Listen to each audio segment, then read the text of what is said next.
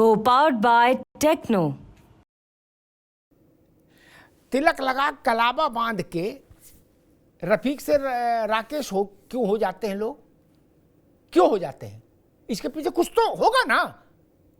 जो कहा जा रहा कोई क्यों जाएगा, क्यों जाएंगे आपके यहां? अच्छा जी, राकेश कैसे हो जाता रफीक?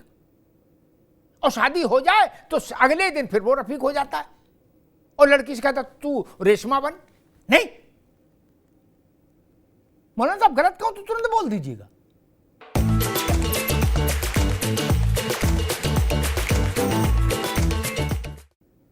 ये दसियों केस मेरे संज्ञान में है, सोशल मीडिया का मसला नहीं, मेरे संज्ञान में दसियों ऐसे मुकदमे हैं, मसले। आप क्यों कलाबा बांध रहे हैं? आप क्यों तिलक लगा रहे हैं? अपना नाम राकेश क्यों बता रहे हैं? इसके लिए कानून बनाने पड़े देश की सरकारों को।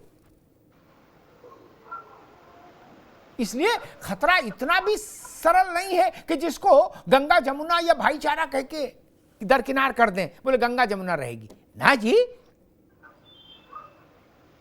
गंगा जमुना कैसे चल पाएगी अगर कोई कलाबा बांध के आ जाएगा? ये मसला है। खैर रत्नाकर जी, सरकार के पास संतों की ये मांग आएगी, बड़ी मांग है, और मुझे लगता है कुंभ के ज्ञात इतिहास में ये पहली बार ऐसी मांग आ रही है कि गैर हिंदुओं का प्रवेश नहीं हो और सरकार ये कोशिश करे कि वहाँ जो कर्मचारी अधिकारी लगाए जाए वो भी सनातन को मानने जानने वाले हों। रत्नाकर जी, देखिए अमिताभ जी, कुंभ मेला जो है, जैसा कि आप खुद स्वयं ही बता रहे थे कि पिछली बार 25 करोड़ जो है जनता वहां पे आई थी और इस बार अनुमान है कि 40 करोड़ जनता जो अमेरिका के बराबर है वो आएगी, और पिछली बार उत्तर प्रदेश की जनसंख्या के बराबर जो है जनता है। इतनी हिंदुओं का जो है विश्वास है और आस्था है कुंभ के मेले के प्रति। और कुंभ के मेले में हर व्यक्ति अपनी आस्था और मन्नत के साथ जाता है और स्नान करके और उसको परिपूर्ण करने की कोशिश करता है। अगर कहीं पे हिंदुओं की भावना इस तरह की आती है, जैसा कि अभी तमाम पिछले केसेस जो देखे गए हैं, आपने दो चार का भी जिक्र किया कि किस तरह से फलों के ऊपर थूका जाता है, किस तरह से थूक जिहाद जो है किया जाता है, किस तरह से धर्म को, जो हिंदुओं के धर्म को अपवित्र करने की कोशिश की जाती है, तमाम वीडियोस जो है वायरल हुए हैं, सबने देखा। अगर इस तरह की मानसिकता पाले लोग वहां पे फलों का दुकान लगाते हैं, वहां पे होटलों में रोटियां जो है थूकते हैं उसके ऊपर, तो निश्चित रूप से यह अखाड़ा परिषद के द्वारा जो मांग की जा रही है वो बिल्कुल जायज है।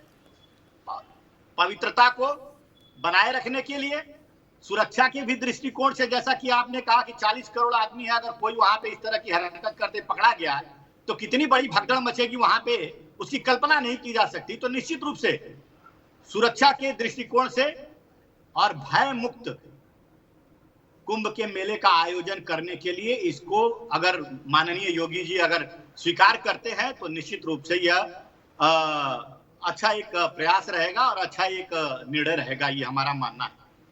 देखिए, मैं आपको बता दूं अमिताभ जी कि माननीय योगी जी ने एक बार जब 2015 जो हरिद्वार में जब कुंभ का मेला लगा था, तो उस समय योगी जी बतौर सांसद उन्होंने ये मांग उठाई थी कि कुंभ के हरिद्वार में जो हर की पौड़ी है उस एरिया में गैर हिंदुओं के प्रवेश को वर्जित कर दिया जाए। तभी उन्होंने मांग जो है उठाई थी, और आज तो वो स्वयं मुख्यमंत्री हैं। और अगर साधु संत इस तरह का, अखाड़ा परिषद इस तरह की मांग करता है तो निश्चित रूप से वो उनकी भावनाओं से अवगत हैं। और जो आने वाले जो मीटिंग होगी उसमें मुझे पूरी उम्मीद है कि योगी जी जो है उनकी भावनाओं का ध्यान में रख करके और अपनी मांगों के ऊपर जो पहले उन्होंने इस बार इस पे रखा था उसको विचार को जरूर प्रस्ताव को पारित करेंगे, ये मेरा मानना है। जी बिल्कुल ठीक मैं अब आ जाता हूँ पॉलिटिकल पार्टी के ऊपर। मुन्ना खान जी जो बोल रहे थे हिंदू मुस्लिम सिख ईसाई आपस में सब भाई भाई, भाई साहब की भाईचारा हर जगह दिखती है, और आरोप लगाते थे तुरंत भारतीय जनता पार्टी और संघ के ऊपर कि ये नहीं चाहते हैं कि आपसी भाईचारा बने रहे, मनुष्य की भावना रहे, एक दूसरे को लड़ाएं। मैं याद दिलाना चाहता हूं एक घटना अमिताभ जी, इंदिरा गांधी जब जगन्नाथपुरी मंदिर गई थी तब वो बतौर प्रधानमंत्री वहां पे गई थी, मतलब प्रधानमंत्री थी तभी, वो ओहदे पर उस विराजमान थी, प्रधानमंत्री थी। लेकिन जब जगन्नाथपुरी मंदिर में उनको प्रवेश करने का जब उन्होंने इजाजत मांगा वहां पे जाने के लिए, तो वहां का जो परिषद है, जो ट्रस्ट है, जो इसको देखता है, उसने साफ मना कर दिया उनको प्रवेश देने के लिए। उन्होंने कहा कि ये आज से नहीं है, ये सैकड़ों साल से है, जगन्नाथपुरी में गैर सनातनी, गैर हिंदुओं का प्रवेश जो है वह वर्जित है, और इंदिरा गांधी वहां से चली गई। अब इसमें मुन्ना खान जी मुझे बता देंगे कि क्या उस समय जब यह नियम लाया गया था वहां पे सोमनाथ में, जगन्नाथपुरी में, तो क्या उस समय भी भाजपा और संघ ने वहां पर प्रस्ताव दिया था, या किसी कोई भाजपा या संघ का आदमी था? अरे ये हमारी आस्था से जुड़ा है, हमारे हिंदुओं की आस्था से जुड़ा है, कि अगर हम कहीं पवित्रता बनाए रखना चाहते हैं जी, तो हम उसको करेंगे। ठीक है रत्नाकर जी, हर जगह भाईचारा, हर जगह भाईचारा दिखाएंगे। मुन्ना भाई आएंगे आपके पास, आएंगे, मैं मौलवी मौलाना साहब को खिला देंगे। और भैया रत्नाकर जी, ठीक है, एक मिनट रुकिए, आप आएंगे मुन्ना भाई।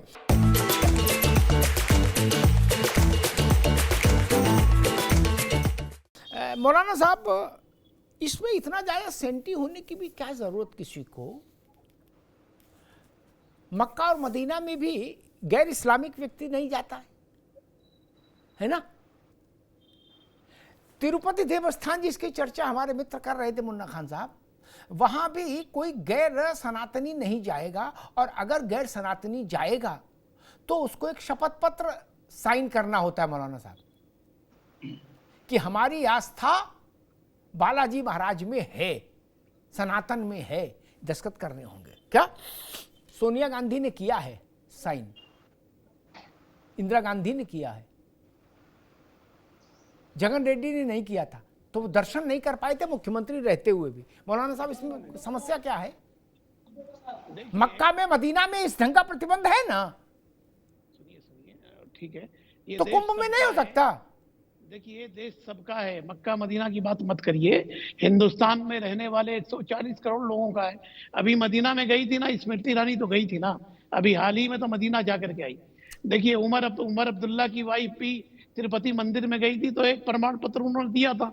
अहमद पटेल ने भी गुजरात के एक मंदिर में गए थे, उन्होंने भी दिया था। मैं कहता हूँ कि मंदिर में जाना ना जाना ये आपका अधिकार है, किसको बुला रहे हैं। मस्जिद में आना नहीं देना हमारा अधिकार नहीं है। हम तो कहते हैं कि मस्जिद सबके लिए, अल्लाह का घर है, कोई भी आ सकता है। एक बात। दूसरी बात, मुझे आपत्ति इस पर नहीं है कि आपत्ति इस बात पर है कि आप सरकारी मुलाजिमीन सिर्फ हिंदू जाएंगे। मेरा आपत्ति उस पर है, कैसे हिंदू जाएंगे? क्या हिंदू राष्ट्र है क्या? ये तो सबका है, 140 करोड़ लोगों का राष्ट्र है। क्या संविधान में ऐसा कोई है क्या? ये चीख करके, चिल्ला करके बोल रहे थे कि हम आने नहीं देंगे। तो रामनवमी का जब जुलूस निकल रहा था, तो कुछ मुसलमानों ने कहा कि हमारे एरिया से नहीं आना चाहिए। तो जब भी मीडिया ने कहा कि तुम्हारा एरिया है क्या, ये मेरा एरिया है क्या? भारत की एक एक इंच, भारत की भूमि सारे भारतीयों की है। तो आप कैसे कह देंगे कि इस एरिया में मत आइए, उस एरिया में नहीं आइए? अरे मक्का मदीना छोड़िए, वो इस्लामिक कंट्री है। दुबई के अंदर तो एक टेम्पल भी बना दिया गया, लोग दुबई के अंदर नहीं जा रहे हैं क्या? वो भी तो इस्लामिक कंट्री है। तो मैं कहता हूँ कि भाजपा के, एक प्रश्न पूछूंगा, अरे मुझसे कोई, मैं आपके कोई प्रश्न का जवाब नहीं देता। एक प्रश्न का जवाब दे देंगे आपको? नहीं, मैं नहीं देता। आप नेपाल में काठमांडू में जो मंदिर है पशुपतिनाथ का मंदिर, आप वहां पे चले जाइए। आप बोलिए कि नहीं भाई, हम तो पर्यटक हैं, हम यहाँ पे भी आ सकते हैं, आपको एंट्री नहीं मिलेगी। देश में ऐसे तमाम मंदिर हैं जो भारतीय जनता पार्टी ने, सुनिए, देश में ऐसे तमाम मंदिर हैं जो भारतीय जनता पार्टी ने नहीं प्रतिबंध लगाया है, उस मंदिर के ट्रस्ट ने प्रतिबंध लगाया है। चाहे वो सोमनाथ का मंदिर हो, चाहे कांचीपुरम का कामाक्षी मंदिर हो, चाहे जगन्नाथपुरी का मंदिर हो, वहां पे गैर हिंदुओं का प्रवेश वर्जित है। ये आप समझ जाइए। आपको इस देश में रहने दिया जा रहा है, इसका यह मतलब नहीं कि आप हमारे धर्म के कार्य में, हमारे मंदिरों में जाकर के अपवित्रता फैलाए। ये अधिकार किसने दे दिया आपको? आप बताइए, ये अधिकार दिया है क्या किसी ने आपको? एक मिनट रत्नाकर जी, उनकी बात सुनिए जी। अभी मौलाना साहब के पास, रत्नाकर जी आपने एक प्रश्न पूछा, मौलाना साहब का उत्तर सुन लीजिए। मौलाना साहब देखिए, मंदिर में आप किसको आने देंगे, नहीं आने देंगे, ये ट्रस्ट का अधिकार है। अभी एक खतरनाक बात बोल रहे हैं, क्या हम आपको रहने दे रहे हैं? ये किसका मुल्क है? अब मैं कहूं कि आपके बाप दादा का मुल्क है, मेरे बाप दादा का मुल्क नहीं। इस तरह की बदतमीजी करोगे तो हैदराबादी हम यूपी के नहीं उखाड़ फेंकेंगे। बदतमीजी मत करो, बदतमीजी करोगे तो भुगतोगे तुम, याद रखो। हम रहने दे रहे हैं, तुम्हारे बाप का है, मेरे बाप का मुल्क नहीं है, तुम हमको रहने दोगे? अरे तुम हमको, अरे छोड़ो, अरे छोड़ो, उखाड़ फेंकेंगे, उखाड़ फेंकेंगे। हैदराबादी है हम, लट नहीं, अरे कोई नहीं भगाएगा। हाँ, अरे तुम भी जो चाहोगे नहीं होगा, तुम भी जो चाहोगे नहीं होगा। तो हिंदुओं का सम्मान करना पड़ेगा। अरे छोड़ो, तुम्हारा देश नहीं है।